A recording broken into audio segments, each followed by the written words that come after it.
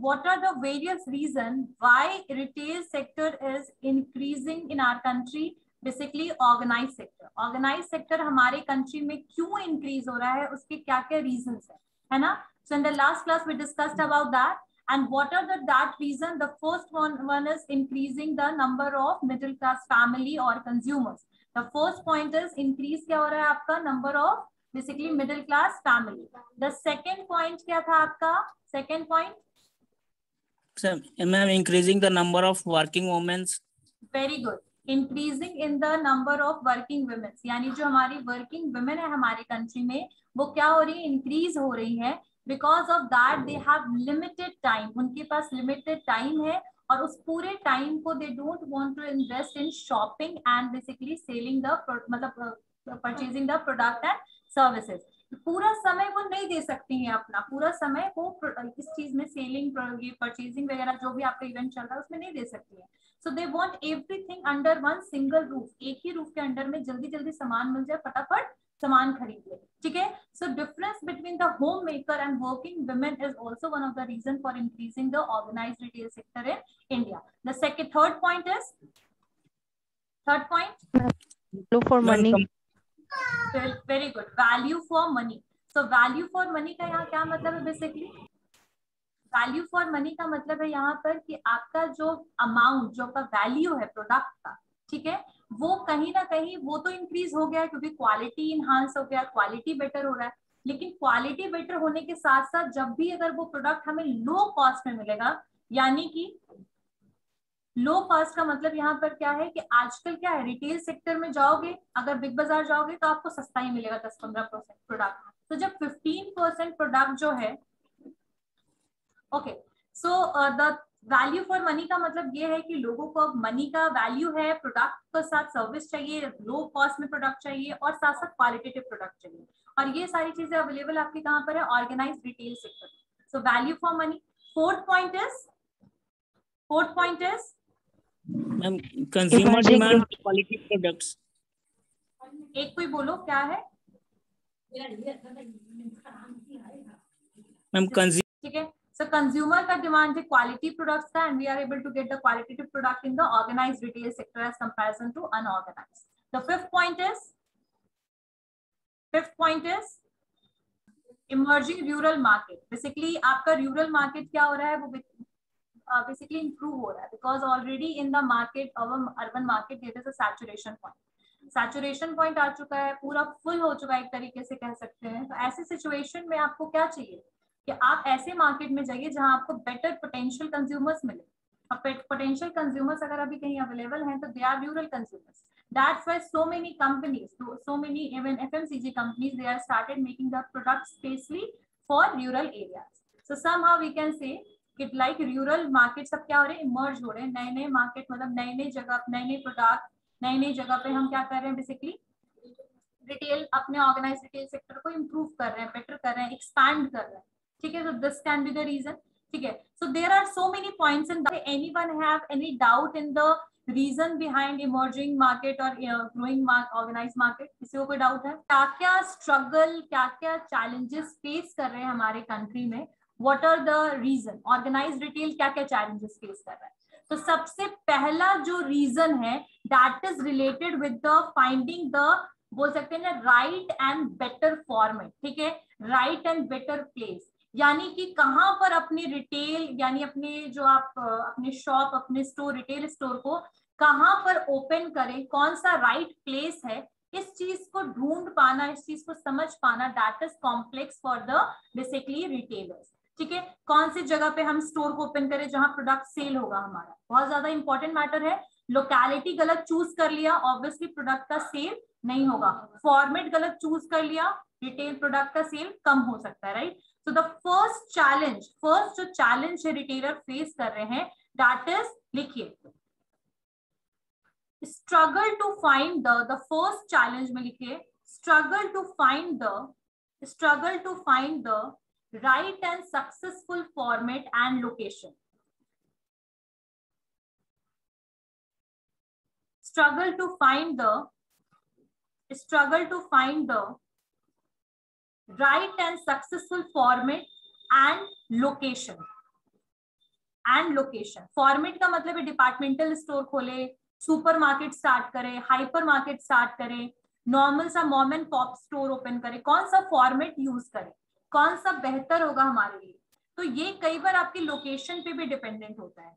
Like for example, अगर आप कोई मार्केट एरिया में अगर अपना फॉर्मेट रिटेल स्टोर ओपन करना चाहते हो तो आप हाइपर मार्केट भी ओपन कर सकते हो, सुपर मार्केट भी, चेन स्टोर, बाकी कोई भी स्टोर, ठीक है। लेकिन अगर mom and pop store open करना चाहते हो, शॉप ओपन करना चाहते हो, तो that is more suitable for locality. Convenience store open करना चाहते हो तो वो लोकेलिटी में ज्यादा सुटेबल है। Mom and pop is basically traditional store, जिसको हम किराना वाले जनरल स्टोर कहते हैं, जो आसपास घर के हमारे प्रेजेंट होते हैं, तो उसको हम मॉम एंड पॉप स्टोर कहते हैं। उसके बारे में भी आज हम थोड़ा सा पढ़ेंगे। So mom and pop store जो है आपका, है ना, या कन्वीनियंस स्टोर हो गया, ये सारी लोकेलिटीज में प्रेजेंट होना चाहिए। अगर कोई मेडिसिन शॉप है तो वो अगर नियर बाय हॉस्पिटल के ओपन होता है तो वो ज्यादा उसका सेल होगा। सब कह सकते हैं कि स्ट्रैटेजिकली हम लोकेशन को कैसे चूज करें और अवेलेबिलिटी कहाँ पर है, क्योंकि ऑलरेडी इंडिया का पॉपुलेशन काफी हाई है, ठीक है। आपके पास एरिया और जमीन बोल सकते हैं ये सब कम है और पॉपुलेशन हाई है, तो ये कहीं ना कहीं क्या सिचुएशन लेकर आए, कॉम्पैक्ट सिचुएशन लेकर आ गया है ना। यहाँ पर आप कहाँ पर ओपन करो स्टोर, कहाँ पर जगह अवेलेबल है, ये सारी चीजों को चेक कर पाना, that is complex in India and retailers are facing this problem. Clear हो गई बात? फर्स्ट पॉइंट सबको क्लियर हो गया? First point. Next point, online class, anyone have any doubt? No, second लिखिए, increased customer expectation, increased customer expectation, increased customer expectation. See, customer expectation is why increasing, because they have varieties of product available, they have varieties of options, right? उनके पास multiple options है, alternatives है। जब उनको पता है कि मुझे इस स्टोर में प्रोडक्ट अच्छा नहीं मिलेगा तो दूसरे वाले में तो बेटर मिल ही जाएगा। So this is something because of the competitive market advantage, या बोल सकते हैं because of the competitive market and because of the basically alternatives are present, the expectation of customers are high, and now they are not going to settle with the product only, but they want services as well. And maybe you are providing the better quality of product, but your service is not right, then definitely that consumer is not going to come into your store. So we can say that the customer expectation is increasing, and we have to fulfill that expectation, analyzing the consumer behavior. That is one of the major challenge for the retailer. ठीक है, expectation अगर high है तो fulfil भी तो करना पड़ेगा ना, तभी तो कस्टमर सेटिस्फाई होगा। सो कस्टमर सेटिस्फैक्शन और कंज्यूमर के बिहेवियर को एनालाइज करना, उनको एक बोल सकते हैं एड ऑन वैल्यू प्रोवाइड करना, सर्विस बेटर देना, प्रोडक्ट बेटर देना, sometime that is one of the biggest challenge for the retailer. Second point clear? Next point, influence of western world, influence of western world, influence of western world in terms of consumerism, in terms of consumerism, influence of western world in terms of consumerism, in terms of consumerism. What does it mean basically? कि जो आपके western culture, western way of बोल सकते हैं clothing, western system जो है उसने कहीं ना कहीं बहुत ज्यादा इन्फ्लुएंस कर दिया है किसको? कंज्यूमर को, ठीक है। अब कंज्यूमर जो है they knows about their rights, they knows about the laws, they are educated, they are literate, so somehow the retailers are basically forced to do something which is suitable. हाँ, मतलब कई बार हो सकता है ना कि वो उनको वो सारी चीजें, वो सारे एथिकल ट्रेडिंग सिस्टम को अपनाना पड़ेगा, ethical trading system which is beneficial for consumer. Consumer के राइट्स को आप डिप्राइव नहीं कर सकते उनसे, है ना। बेटर प्रोडक्ट प्रोवाइड करना, और वेस्टर्न कल्चर, वेस्टर्न इन्फ्लुएंस ने कहीं ना कहीं कंज्यूमर को मोर बहुत ज्यादा अवेयर कर दिया। सो this can B one of the biggest challenge for the retailers, ठीक है। ये सारे रिटेलर्स के लिए चैलेंज बता रहे कि क्या दुकानदार को, एक सोल प्रोप्राइटर को, एक कंपनी को क्या फेस करना पड़ रहा है मार्केट में, ठीक है। The fourth one is desire, the fourth one is desire for luxury items, better quality, desire of luxury items,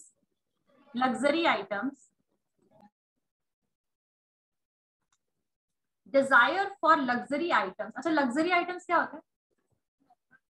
महंगा प्रोडक्ट, एक्सपेंसिव प्रोडक्ट जो नॉर्मल लोग हर दिन नहीं खरीदते, ठीक है, या फिर एक लॉन्ग टाइम पे एक कभी खरीद लिया। कुछ तो एक्सेसिव लग्जरियस आइटम होते हैं, जैसे आपका रोलेक्स वॉच जो लाख्स में आते हैं, कुछ आपकी ज्वेलरी, डायमंड ज्वेलरी करोड़ में भी आती है। तो लाइक जो चीज नॉर्मल मिडिल क्लास अफोर्ड भी नहीं कर सकता कई बार, और लग्जरियस आइटम में आपकी खैर सारी चीजें आएंगी, एसी, आपका एसी आ जाएगा, आपका फोन आ जाएगा, सब कुछ लग्जरियस आइटम में आएगा।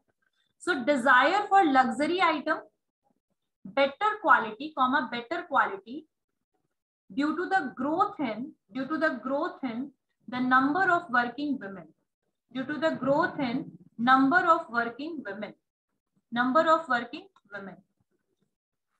ठीक है, due to the growth in number of working women। अब यहाँ कहने का मतलब ये है कि पहले जो इंडिया में सिस्टम था प्रोडक्ट को परचेज करने का, जो सिस्टम था, we are totally dependent on the traditional system, true. But nowadays we can able to see that जो लोगों का जो कैपेबिलिटी, अफोर्डेबिलिटी जो है वो इम्प्रूव हो गया है, बिकॉज अब घर में एक कोई वर्किंग नहीं है, दोनों कोई वर्किंग है, वुमेन एंड मेन, ठीक है, husband and wife both are working nowadays, right. So now उनका अभी जो परचेजिंग कैपेबिलिटी है वो क्या हो गया है, इम्प्रूव हो गया है, बेटर हो गया है। तो ज्यादा से ज्यादा लग्जरी आइटम का उनका डिमांड है, प्रोडक्ट का, लग्जरियस आइटम का, और वो भी बेटर क्वालिटी में। ऐसा नहीं कि नॉर्मल कोई भी प्रोडक्ट लेंगे, बेटर क्वालिटी का लग्जरियस आइटम में डिमांड है, ठीक है। तो कहीं ना कहीं वी कैन से कि अगर if you are not able to fulfil that demand, luxurious item अगर आप नहीं प्रॉपर्ली सेल कर पा रहे हो कुछ भी, so that can be one of the major challenge for the retail, like the purchasing pattern of the people are now changed, ठीक है। And if you are still in that condition जहां पर आप पहले जैसा प्रोडक्ट सेल करने की कोशिश करोगे, तो that is not going to work. So you have to change the selling pattern as well, like if the demand is change, ठीक है, pattern of purchasing is change, then you have to change the pattern of selling as well, ठीक है। लेकिन if you are not able to adopt the new technology, the new way of selling the product, definitely you are not able to work, ठीक है। तो यहाँ जो luxurious product का मतलब ये है कि आपका जो प्रोडक्ट, जो नॉर्मल प्रोडक्ट से कंज्यूमर का डिमांड जो है बेटर प्रोडक्ट की तरफ मूव होता है। तो क्वालिटी के साथ आप कॉम्प्रोमाइज नहीं कर सकते। अगर आपने नॉर्मल क्वालिटी का प्रोडक्ट सेल किया तो वो मे बी सेल ना हो जाता, तो हमें बेटर क्वालिटी का प्रोडक्ट, लग्जरियस आइटम, डिमांड को देखते हुए प्रोडक्ट को मार्केट में सेल करना। इन सब चैलेंजेस को हम कैसे हटा सकते हैं, पता है इसका सबसे अच्छा रीजन कैसे हटा सकते हैं, मार्केट रिसर्च करके, कंज्यूमर बिहेवियर एनालाइज करके, प्रॉपर मार्केटिंग स्ट्रैटेजी को अडॉप्ट करके, ठीक है, सेलिंग कंसेप्ट को चेंज करके, कस्टमर रिलेशनशिप की तरफ मूव करके, we can basically reduce all these challenges. Elimination is not possible, but reduction is possible. True. Next point, लिखिए, lack of space in Indian market. खैर वो तो मैंने फर्स्ट ही वाले पॉइंट में करवा दिया था, lack of space in Indian market, यानी इंडिया के मार्केट में जो आपका प्रोडक्ट सेल करने के लिए स्पेस ही अवेलेबल नहीं है properly, like the lack of space. खासकर अगर डिपार्टमेंटल स्टोर खोलना है या सुपर मार्केट, तो उसके लिए बहुत ज्यादा बड़ा स्पेस की जरूरत पड़ेगी, तो वो जगह ही अवेलेबल नहीं है, ठीक है। फर्स्ट वाले में मैं लोकेलिटी की बात कर रही थी कि कहाँ आपको सिचुएटेड है, होना है, कहाँ आपको अपने स्टोर को ओपन करना है। यहाँ है कि आपके पास स्पेस की ही कमी है, ठीक है। If you are thinking like boring road is one of the very crowded areas and if area, तो अब यहाँ पर अगर हम स्टोर ओपन करते हैं बोरिंग रोड में, तो पता है कि सेल तो पक्का होना ही होना है, लेकिन स्पेस ही नहीं है, कहाँ ओपन करोगे स्टोर, है ना। और अगर है भी तो बहुत हाई कॉस्ट का है, तो उतना अफोर्ड कर पाना इन द इनिशियल स्टेज, बड़ी कंपनी से Reliance they can afford, Kalyan Jewellers they can afford, है ना।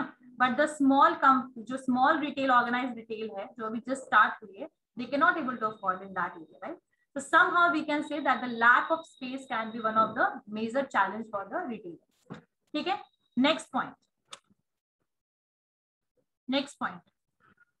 absence of trained manpower. अच्छा एक मिनट, ऑनलाइन क्लास किसी को कोई डाउट है जहां तक मैंने करवाया अभी तक? No, ma'am. Okay.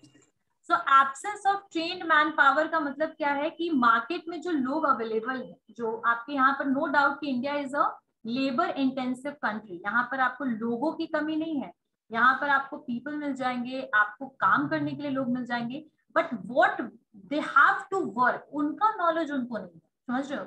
Like if अगर हम किसी पेस्ट्री का स्टोर ओपन करते हैं और किसी पर्सन को रख लेते हैं for making pastry, it is not possible कि वो पेस्ट्री बना ही पाएगा, बिकॉज मे बी वो सबसे ट्रेन ना हो, नॉलेजेबल ना हो, है ना? सो यहाँ पर वही प्रॉब्लम है इंडिया में कि यहाँ पर ट्रेन्ड और स्किल्ड लोग कम मिलेंगे, ठीक है?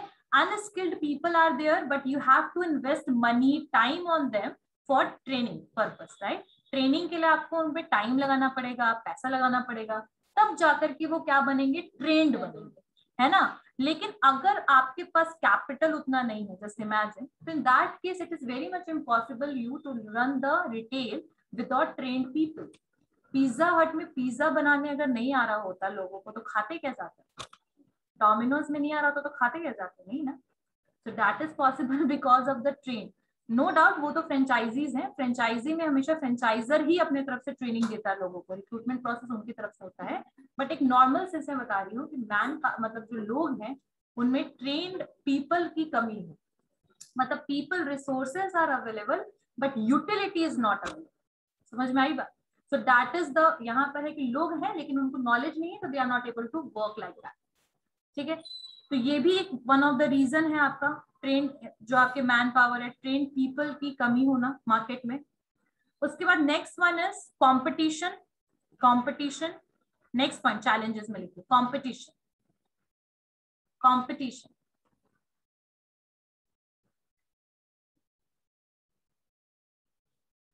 अच्छा अगर मैं कंपटीशन की बात करूं तो आप लोगों को पता होगा कि इंडिया के खुद के बहुत रिटेल सेक्टर्स हैं इंडिया के, जो हल्दीराम वगैरह इंडियन ही है, लेकिन ये तो बड़े बड़े रिटेल हैं जो इजिली एबल कर रहे हैं, सर्वाइव कर रहे हैं मार्केट में, ठीक है? And they are dealing with the Indian products, like whatever they are making that is demanded by Indians, है ना? जो फूड वगैरह जो भी है वो इंडियन फूड्स बनाते हैं, फूड्स में काम करते हैं। लेकिन ऐसे बहुत सारे कंपनीज हैं जो इंडियन नहीं है, लेकिन वो कहाँ से आई है? इंडिया के बाहर से, by FDI, foreign direct investment के थ्रू। अब ऐसे हैं मेट्रो एजी हो गया, टेस्को हो गया, ये सारी चीजें, बहुत सारी कंपनी जो है, जैसे ही ये आई वैसे ही इन्होंने क्या किया, कंपटीशन को बढ़ा दिया, कंपटीशन को इंक्रीज कर दिया। US UCB, United colour of Benetton, Indian company नहीं, ठीक है? यूसीबी आपका हो गया, यूएस पोलो हो गया, ये सब कपड़ों की जो ब्रांड्स हैं, that is not Indian company. So in short we can say कि कहीं ना कहीं कंपटीशन जो है ये भी बहुत बड़ा रीजन है फॉर द इंडियन रिटेलर्स, जो इंडिया के रिटेलर्स हैं उनके लिए, कि compete कर पाना उनसे। हो सकता है कि सक्सीड हो जाए वो, आपके जो एफडीआई के थ्रू जो बाहर की फॉरेन कंपनीज या फॉरेन रिटेल आए हैं वो इंडिया में सक्सीड हो जाए, बट जो डोमेस्टिक वन है उस पर बहुत एडवर्स इफेक्ट इसका पड़ रहा है। आई बात समझ में? आता क्लियर हो गया? मेजॉरिटी रिटेल में आपके, मेजॉरिटी फॉरेन, जितने भी मॉल्स हैं दिल्ली में, मेजॉरिटी आर जो है वो इंडिया के बाहर के एमएनसीज, ठीक है?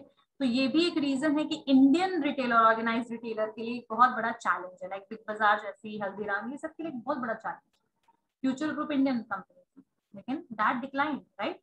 So we can say the competition of Amazon, और क्यों डिक्लाइन हुई, we all know how they decline, because of the Amazon, because of the e-commerce. I'm not blaming it, I'm just saying it कि like because of the e-commerce जो था ना, उन्होंने they started selling the grocery items in at the time of COVID. So and Big Bazaar उस समय तक home delivery का काम नहीं करा था, तो because of the lack of proper strategy and because of the competition that company basically decline हो गई ना। तो इन शॉर्ट मैं आपको यही चीज बताने की कोशिश कर रही हूँ कि यहाँ पर कंपटीशन जो है that is one of the challenge for the Indian organised retail sector, ठीक है? A competition with whom? Foreign retailers.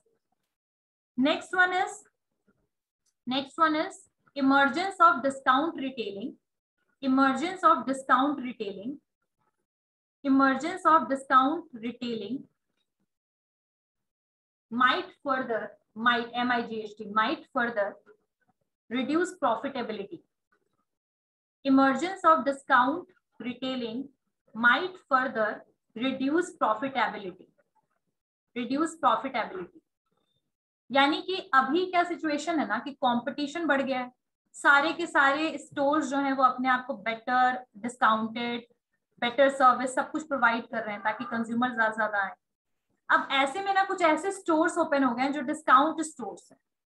अब डिस्काउंट स्टोर्स इतना कम रेट में आपको इतना बल्क में, वो बल्क में सेल करता है, ज्यादातर वो प्रोडक्ट जो है वो मैन्युफैक्चरर से उठाता है, वो तो नॉर्मल बाकी भी बड़े रिटेलर उठाते हैं, लेकिन वो आपको नॉर्मल रेट से डिस्काउंटेड रेट में प्रोडक्ट प्रोवाइड कर रहा है। जस्ट इमेजिन करो जो लिवाइस का जीन्स है कितने का आता होगा, दैट इज स्टार्टेड, हाँ अगर अच्छा आप लोगे तो 2500 to 3000 you have to pay, and the same Levi's jeans is available in brand factory for 1000 1500, right? So in short we can say ना कि like the discounted product, ठीक है, ये इसमें कोई शक नहीं है कि जो डिस्काउंटेड प्रोडक्ट होते हैं they are never exclusive product, वो कभी एक्सक्लूसिव प्रोडक्ट नहीं होते हैं, या तो वो पुराने होते हैं थोड़ा सा आउटडेटेड, लेकिन कुछ ऐसे प्रोडक्ट्स होते हैं जैसे जीन्स वगैरह जिसमें हम लेटेस्ट और आउटडेटेड में कंपैरिजन नहीं कर पाते हैं। तो ऐसे सिचुएशन में क्या होगा कि you are going to purchase the product from brand factory as comparison to the other Levi's showroom से अच्छा है कि वहां से खरीदो, है ना। सो कहीं ना कहीं जो डिस्काउंटेड स्टोर आए हैं जो आपको बहुत ही लो प्राइस में प्रोडक्ट प्रोवाइड कर रहे हैं, that is also effecting the normal retail sector. Normal retail है या फिर जो एक्सक्लूसिव स्टोर्स हैं खासकर, उनको बहुत ज्यादा इफेक्ट कर रहे हैं। अब जैसे तुम लोग को पता होगा एडिडास, रिबॉक, बहुत एक्सपेंसिव इसके शूज आते हैं, अच्छे शूज 3000 से अबव में ही आते हैं ज्यादातर। अब ऐसे प्रोडक्ट्स अगर आपको मान लो कि 1000 में मिल जाएगा ऑनलाइन, तो आप ऑनलाइन प्रोडक्ट खरीद लोगे ना, जाने ऑनलाइन में आपके पास एक और सेफ्टी है, हाँ नहीं, that is a different thing, trust is a different thing, but still if you will get the option of 3000 rupees and 1000, definitely you are going to purchase the product from 1000 rupees. And why you will going to purchase this, the reason is like you are easily able to return it as well, है ना। So in short we can say अब वही चीज product खरीद लो कहीं किसी store से, you can exchange it, but never they are going to give you money back, but in the case of the e-commerce you will get the money back as well, है ना, ठीक है। तो in short some sites are available like that. So e-commerce और discounted जो आपके stores जो open हुए हैं, ये somehow that is affecting the normal retail sector, है ना। कुछ products exceptional भी होते हैं जिसमें मनी पैसे वापस नहीं होते, but they are exceptional. I'm talking normally in general कि लाइक यहाँ पर सिचुएशन क्या है कि जो डिस्काउंटेड स्टोर्स और ई कॉमर्स है, कहीं ना कहीं वो नॉर्मल जो आपके स्टोर्स हैं, फिजिकल स्टोर्स हैं, उनको बहुत एडवर्सली इफेक्ट कर रहे हैं। This is one of the challenge for the retail. Clear हो गई बात सबको? सबको क्लियर हो गई बात? एवरीवन? Yes, ma'am. ठीक है। तो जी लिखते किराना वाला, किराना वाला traditional format, traditional format, retail format, traditional retail format, traditional retail format, जिसको हम कहेंगे किराना वाला, बहुत ज्यादा फेमस है। ट्रेडिशनल रिटेल फॉर्मेट में सबसे पहले लिखे किराना वाला, जिनको हम क्या बोलते हैं, भैया जी, है ना, बनिए की शॉप, कई बार ये भी बोला जाता है ना। सो इस तरीके से we are basically saying that because these are the basically those stores which is present in nearby locality, and even we are very much known to those person, जो भी सेलर होते हैं उनसे हम बहुत ज्यादा नोन भी, वो भी हमें जानते हैं, हम भी उनको जानते हैं अगर हम रेगुलर परचेज कर रहे हैं, है ना। सो किराना वाला this system is not from today only, but ये बहुत पुराना है आपका समय, जब से ये सारे स्टोर्स हमारे इंडिया में प्रेजेंट है। आज भी लगभग 94% ऐसे टाइप के स्टोर्स हैं जो आपके नॉन बोल सकते हैं ना कि आपके अनऑर्गेनाइज्ड है। तो किराना वाले जो होता है उसका कुछ फीचर्स लिख लो, जिसको हम एक और नाम बोलते हैं मॉम एंड पॉप शॉप, ठीक है, बनिए की शॉप कहते हैं, मॉम एंड पॉप शॉप कहते हैं अर्बन एरियाज में कई जगह पे, और फॉरेन में इसको मॉम एंड पॉप शॉप्स कहते हैं, ठीक है। लेकिन हमारे इंडिया में और खासकर ये ज्यादातर कहाँ प्रेजेंट है, तो ये ज्यादातर आपको रूरल एरियाज में दिख जाएंगे। कहाँ दिखेंगे आपको?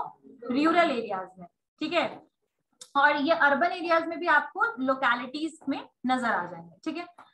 लेकिन मेन मार्केट में बहुत ही कम, बहुत ही रेयर और बहुत ही कम, ठीक है। अगर यहाँ से आप बेली रोड तक पूरा देख लो तो आपको बहुत ऐसे कम स्टोर दिखेंगे जो इस तरीके से होंगे अनऑर्गेनाइज, ठीक है लेकिन बहुत ही कम। तो लोकेलिटीज में दिख जाएंगे, गली कूचे में आपको दिखेंगे। तो आपके इसके कुछ फीचर्स है। फर्स्ट फीचर क्या होगा इसका? लोकेलिटी। लोकेलिटी इसका कहाँ होगा? Near by colony and all. Colony जहां पर लोग रहते हैं, जहां पर पीपल ज्यादातर रहते हैं, जिनका कॉलोनी होगा, घर बहुत ज्यादा होगा, वैसे एरियाज में दे आर बेसिकली लोकेटेड। तो इनका लोकेशन क्या होगा? In the colony, colony and rural areas. हाँ लिखिए, ठीक है। और इनके पास क्या होगा ना, वेराइटीज ऑफ प्रोडक्ट होगा। अच्छा, वेराइटीज ऑफ प्रोडक्ट क्यों होगा, इसका रीजन बताती हूँ। क्योंकि इनको आसपास के जो लोग डिमांड करते हैं ना, वो उस हिसाब से प्रोडक्ट रखेंगे। जैसे मान लो कि आप लोगों ने देखा होगा कि बहुत सारे ऐसे स्टोर होते हैं जिनमें आपको नोटबुक भी मिल जाएगा और उनके यहाँ आटा और चावल भी मिल रहा है, still you will get the notebook as well, you will get the pen, है ना, you will get the dairy products. So they have multiple varieties available, इनके पास क्या होगा, मल्टीपल वेराइटीज। आई बात समझ में? तो वेराइटीज में कोई कमी नहीं होगा, लेकिन जो वेराइटीज वही होगा जो नीड बेस्ड होगा ज्यादातर, और जो हाईली डिमांडेड होगा उस लोकेलिटी पर। तो सेकेंड पॉइंट में लिखिए, सेकेंड पॉइंट में लिखिए variety of merchandise, variety of merchandise, variety of merchandise. ठीक है, लेकिन ये जो प्रोडक्ट का प्राइस देंगे वो आपको, ये आपको स्टैंडर्ड प्रोडक्ट में 1 रुपया भी डिस्काउंट नहीं देंगे लगभग। यानी कह सकते हैं कि इनका जो प्रोडक्ट का प्राइस होगा वो क्या होगा, हाई प्राइस होगा। स्टैंडर्ड प्रोडक्ट में अगर 10 रुपए लिखा है, मान लो एक बिस्किट का पैकेट ले रहे हैं और उसमें 10 रुपए लिखा है, तो they are going to give you the product only for that 10 rupees, they are not going to give you that for 9 rupees. Why? Because they have limited quantity, उनके पास लिमिटेड क्वांटिटी होता है और वो खुद किसी ना किसी मीडिएटर से प्रोडक्ट को खरीदते हैं। बहुत सारे तो होलसेलर तक भी नहीं जाते हैं, मीडिएटर से प्रोडक्ट को खरीदते हैं, तो उनका जो मार्जिन होता है ना वो बहुत लो होता है। तो इसीलिए कभी भी आपको हाई डिस्काउंटेड रेट पे प्रोडक्ट प्रोवाइड नहीं करेंगे। और जो खुले प्रोडक्ट होंगे वो भी नॉर्मली एक्सपेंसिव होगा as comparison to the other retailers. तो हाई प्राइस प्रोडक्ट रहेगा, लिखिए third point, high price product. Standard product को तो ये महंगा नहीं बेच सकते हैं अकॉर्डिंग टू द एथिक्स, ये महंगा, और अकॉर्डिंग टू लॉ ये महंगा, जो 10 रुपए का प्रोडक्ट को 11 रुपए में नहीं बेच सकते हैं, लेकिन ये 10 के प्रोडक्ट को 9 रुपए में भी नहीं देंगे आपको, है ना, बिकॉज इनका मार्जिन क्या होता है, काफी लो होता है। फोर्थ पॉइंट क्या होगा कि लाइक अगर हम बात करें क्रेडिट सिस्टम की इनकी, तो ये आपको क्रेडिट पे प्रोडक्ट देंगे, यानी महीने आपको ये प्रोडक्ट किस चीज पे देंगे, उधार पे प्रोडक्ट आपको दे देंगे। क्यों? क्योंकि आपका इनके साथ एक बेटर रिलेशनशिप ऑलरेडी बिल्ड होगा, क्योंकि घर के आसपास रहेंगे और उनको भी पता है कि हम, मेरा स्टोर यही रहेगा हमेशा, और अगर आप वहीं रह रहे हो तो ये भी यहीं रहेंगे। So this kind of thinking they have कि ये पर्सन मेरे पैसे को लेकर छूमंतर नहीं होंगे, इन शॉर्ट। तो कहीं ना कहीं कह सकते हैं कि because of the relationship that build by between the customers and that retailer, mom and pop shop, they are going to give you the credit facility as well. तो ये आपको क्या देंगे, क्रेडिट फैसिलिटी। सबको समझ में आ रहा है? Online class, online class, Yes, ma'am. ठीक है। अब नेक्स्ट आपका आता है, नेक्स्ट पॉइंट क्या होगा कि अब ये जो होंगे ना, ये इतने फ्रेंडली होंगे आपसे कि ये अगर आप कॉल भी करते हो उनको, if you will call them for the product, they are going to deliver it to your home. तो ये आपको होम डिलीवरी की भी सुविधा देंगे। क्या देंगे आपको? ये होम डिलीवरी की सुविधा। लेकिन कई बार छोटे मोटे जो रिटेलर्स होते हैं वो एक कंडीशन लगा देते हैं कि 200 रुपए का प्रोडक्ट लोगे तो ही होम डिलीवरी देंगे, 500 का लोगे तो ही होम डिलीवरी देंगे। But still because of the relationship, they believe on the relationship, that's why they are going to even provide the home delivery and they are going to give the facility of home delivery. So next point लिखिए, home delivery facility, home delivery facility, ठीक है। The next one is good customer relationship, good customer relationship. So they believe on the relationship for selling the product because they are highly dependent upon the people who are living in the locality.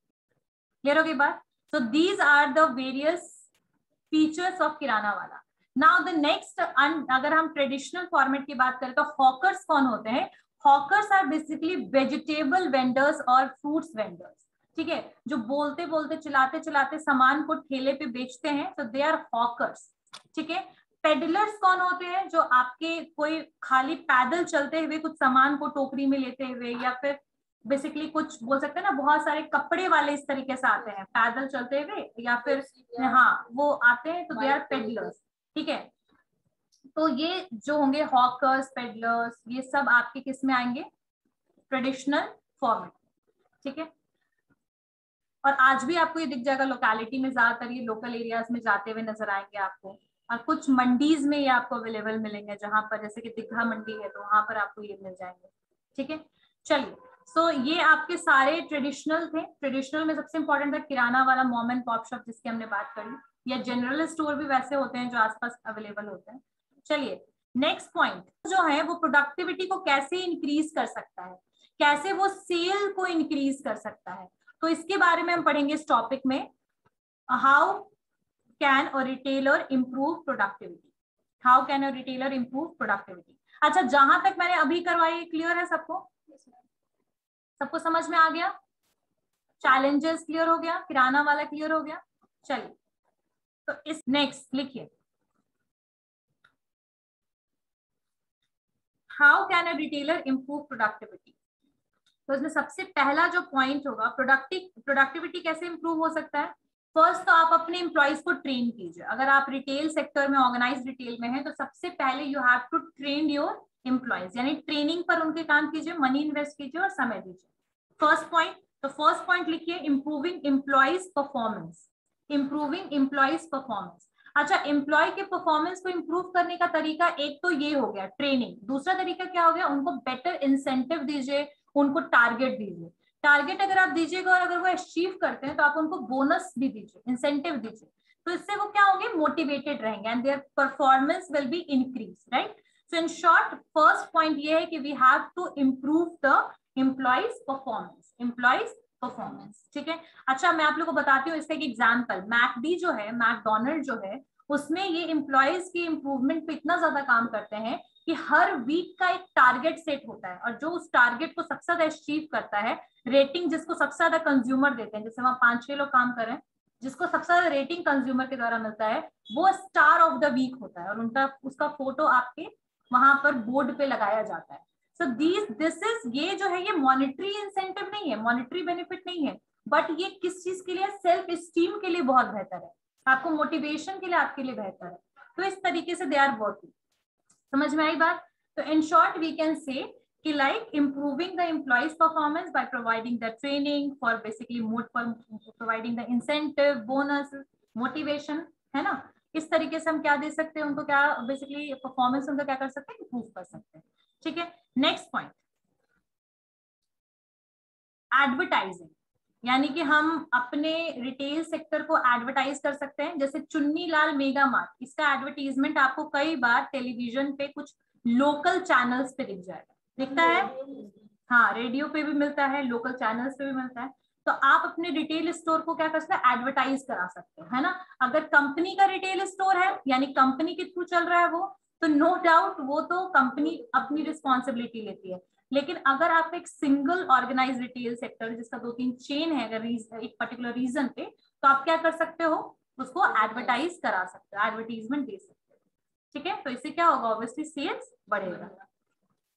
Next point is technology और automation, technology और automation, technology और automation, इसका मतलब क्या हुआ, ध्यान से दीजिएगा, लिख लिया, टेक्नोलॉजी और ऑटोमेशन, इसका मतलब क्या हुआ। जैसे मान लो कि कोई एक पर्टिकुलर रिटेल है, 2 रिटेल ले लो, फर्स्ट और सेकंड। फर्स्ट रिटेल सेक्टर है जिसमें आपका हर चीज ऐसे हाथ से नाप के देना है, तौल के देना है, सब कुछ, ठीक है। उसके अलावा बिलिंग के लिए इतना लंबा रसीद बना, उसको बैठ के जोड़ रहे हैं कैलकुलेटर से, खट खट खट खट, कितना टाइम टेकिंग है। और एक जगह पे आपके कंप्यूटर है, आपका फटाफट एंट्री करना है और एक साथ बिल रेडी हो गया, कौन बेटर है और कौन टाइम सेविंग है, ठीक है। एक जगह पे आपको किसी ने 2000 की पत्ती यानी 2000 का नोट दे दिया, और जिसने सामान लिया 100 रुपए का, बैठ के 1900 रुपए काउंट कर करके देना इज बेटर, और card facility is better, card. तो कहीं ना कहीं एक सेंस बोला जा रहा है कि आप टेक्नोलॉजी को यूटिलाइज कीजिए। अगर आपके रिटेल स्टोर में आप टेक्नोलॉजी को यूटिलाइज नहीं कीजिएगा, तो हो सकता है कि कहीं ना कहीं कंज्यूमर्स भी आजकल क्या है, दे आर हाईली, बोल सकते हैं स्टेटस पे बहुत ध्यान देते हैं, और कई बार उनके पास कैश अवेलेबल भी नहीं होता। आजकल का टाइम है, ये डिजिटल हो गया है पूरा इंडिया, तो आपके पास कैश की अवेलेबिलिटी नहीं है, मेरे पास खुद कैश की अवेलेबिलिटी नहीं है। Why? Because I'm using Google Pay, because I'm using Paytm. True. So in short, we can say that we have to basically introduce the technological things in our retail sector as well, so that our time will be saved. ठीक है, skilled लोग भी आपको मिल जाएंगे, अगर tally पे अगर आप बिल बना रहे हो तो टैली चलाने वाले लोग, स्किल्ड लोग भी मिलेंगे। और मिस बोलते हैं ना, कैलकुलेशन में मिस्टेक्स होने के चांसेस कम होंगे, तो आपका लॉस भी नहीं होगा और टाइम भी आपका सेव होगा और आप ज्यादा से ज्यादा लोग को उसी टाइम पे एंटरटेन कर सकते हो, है ना। लेकिन अगर आप कैलकुलेशन मैनुअली बैठ के कर रहे हो, बिल दे रहे हो, मतलब एक तरीका बोल सकते हैं अनऑर्गेनाइज तरीका is not going to work now. True. चलिए नेक्स्ट क्या हो सकता है कि आप जो है वही इंसेंटिव दे सकते हो अपने एम्प्लॉइज को। तो आई थिंक इंसेंटिव वाला पॉइंट तो सबको क्लियर हो ही गया होगा। तो इस तरीके से आप इंप्रूव कर सकते हो प्रोडक्टिविटी को, ठीक है। और कस्टमर को बिहेवियर को भी, मतलब ये सेल्स रिप्रेजेंटेटिव के बिहेवियर को भी आप सुधार सकते हो बाय ट्रेनिंग एंड ऑल। तो वो they are able to basically manage the consumers. So these are the points for improving the productivity of retail. By and who is going to do all these things? Retailers, right? चलिए, anyone have any doubt in any of the topic whatever we discussed? Anyone have any doubt in any of the topic whatever we discussed? Online and offline class, offline class, online class, online class. Yes, ma'am. Okay, चलिए ठीक है। So see you all in the next class with the new topic, right? चलिए।